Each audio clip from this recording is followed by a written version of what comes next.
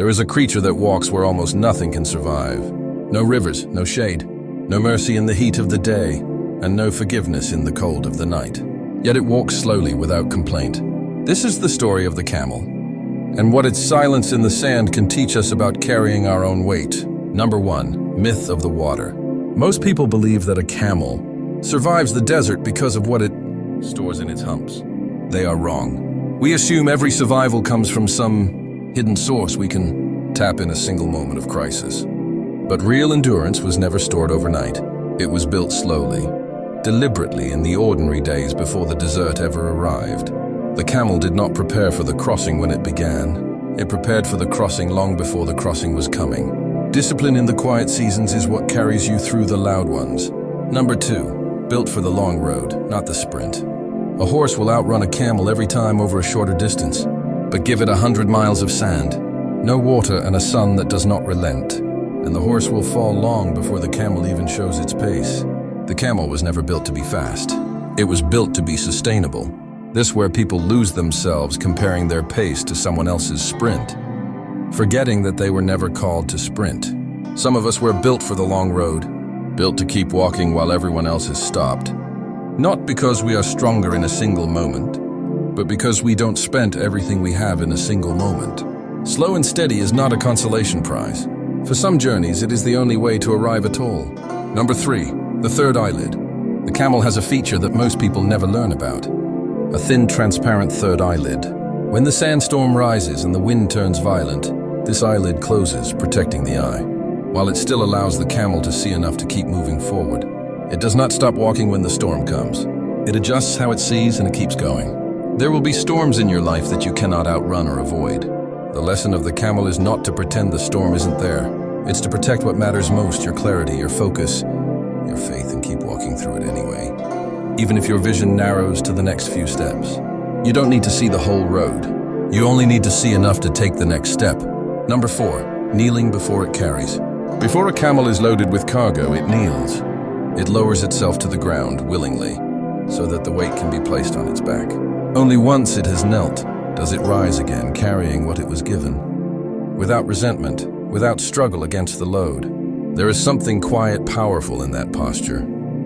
The camel does not fight the weight after it stands. It makes peace with before it stands. It kneels first. Maybe that is the difference between people who are crushed by their loads and people who accept the load.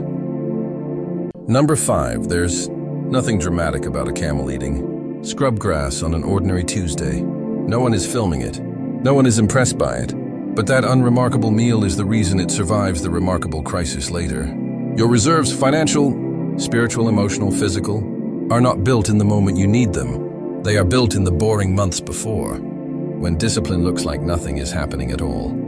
The person scrolling past your effort every day will not see the version of you standing steady while their world falls apart and yours doesn't. They only see the eating of scrub grass. They never see the crossing. This is one of the hardest truths about preparation. It is invisible while it's happening, but invisible is not the same as unnecessary. Consider what the scrub grass actually looks like in a human life. It looks like the savings you didn't spend, even though nobody applauded the restraint. It looks like the relationship you kept honest, even when a lie would have been easier that day. It looks like the hour of study nobody graded, the extra shift nobody thanked you for, the apology you offered first, even though you weren't entirely wrong. None of it trends. None of it gets a reaction. All of it becomes the fat in the hump later, when the desert opens in front of you. Radical honesty means admitting this. Most people won't prepare because preparation offers no applause. It only offers survival later, when it's too late for anyone to notice you did the work. Some people will actively resent your preparation quietly, without saying so, because it reminds them of the deposits they didn't make. Don't let the resentment talk you out of the scrub grass. It was never their reserve to judge. Number 6, the herd that isn't there. Camels are capable of crossing great distances entirely alone. This is unusual for a large mammal. Most herd animals rely on the herd to protect them, for warmth, for shared vigilance against predators. The camel can do this without the herd if it has to, not because it values companionship. Camels are, in fact, deeply social animals, forming bonds that last for years, but because it was never solely dependent on the herd for its survival. The herd is a comfort, not a crutch. This distinction matters more than it may first appear. This is the kind of self-reliance that isolates itself out of fear of others, that avoids connection because feels risky. This is not what the camel demonstrates, and it is not the lesson here. There is a different kind of self-reliance, the kind that enjoys the herd fully, while never becoming so dependent on the herd that its absence becomes a crisis. Think of people you know who fall apart the moment their usual support isn't available, the moment the friend doesn't answer, the moment the routine breaks, the moment they have to make a hard decision without consulting anyone first. This isn't character flaw so much as it's an underdeveloped reserve, so let yourself be helped. Number 7, it's worth pausing here to correct something the myth gets wrong in the other direction. The hump does not make the camel invincible.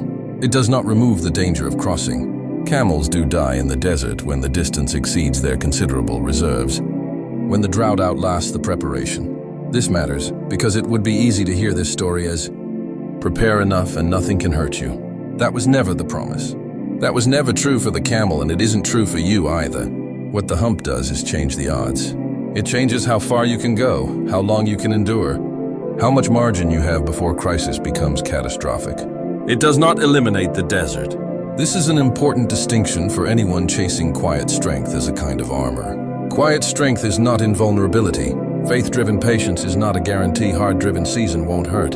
It is the thing that changes what you can survive and how far you can carry yourself when it hurts. Some people, once they understand this, give up on preparation altogether. Since nothing guarantees safety, nothing is worth building. This is a mistake in the opposite direction. The camel with no reserves and the camel with full reserves face the same desert. Only one of them has a chance of crossing it. Radical honesty requires saying both things at once. Preparation is not a guarantee, and preparation is still the only thing that gives you a chance. Number 8, the crossing. By the time the real drought comes, the one that kills the unprepared, the camel is already 3 weeks into the crossing. No panic, no scrambling, no sudden reinvention of itself in the middle of a crisis. Just the quiet withdrawal of reserves it built when nobody was watching. Spent exactly when they were needed, in the order they were needed. This is what quiet strength looks like on the outside. Unbothered, almost serene, as though the crossing costs it nothing. But it was never really quiet, not on the inside. It was disciplined, every ordinary day, long before this one. The serenity you see now is the visible tip of an invisible mountain of deposits. Watch, too, how the camel paces itself. It does not sprint the first mile because the ground is easy. It does not panic and empty. Its reserves at the first sign of difficulty. It walks the same measured pace as day 1 added, does on day 20. Because it understands, instinctively, that the crossing rewards consistency far more than it rewards intensity. A person who has genuinely prepared does not need to perform urgency. They already know what they're carrying. They pace themselves accordingly. Trusting the deposits made long, ego rather than trying to manufacture new ones under pressure. Faith is not the absence of preparation. Faith is walking calmly through the storm, because you already did the work the storm didn't get to. See and trusting that the work will hold, because it was built honestly, not performed for an audience.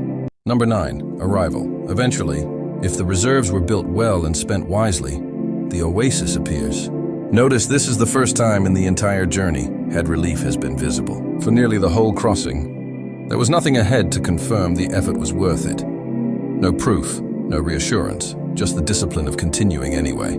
This is true for real preparation. You rarely get to see the oasis while you're building the reserves for it. You build the reserves on faith that the oasis exists, based on nothing but the pattern you've learned to trust. The deposits, made honestly, tend to matter eventually. The camel does not run wildly for the water the second it appears. It approaches steadily, the same pace as before, because the discipline that got it across the desert doesn't switch off the moment the desert ends. This too is intrusive. The habits and restraint built during the harsh season don't need to be discarded the moment things get easier. Often they're exactly what allow you to handle the easier season as well. To not squander in a week of abundance what took months of discipline to build. The oasis was never a reward for luck. It was the final withdrawal on an account that had been faithfully funded. Deposit by unremarkable deposit, since long before the drought began. Build your reserves in the calm. No one will clap for it. No one needs to. Rest on your own terms, before the desert forces you to rest on its own. Trust your feet when you cannot trust your eyes. Value the herd, but build legs strong enough to cross without it. None of this guarantees an easy desert. It only gives you a chance at crossing it. The crossing will notice, even if no one else did. That's enough. It always was.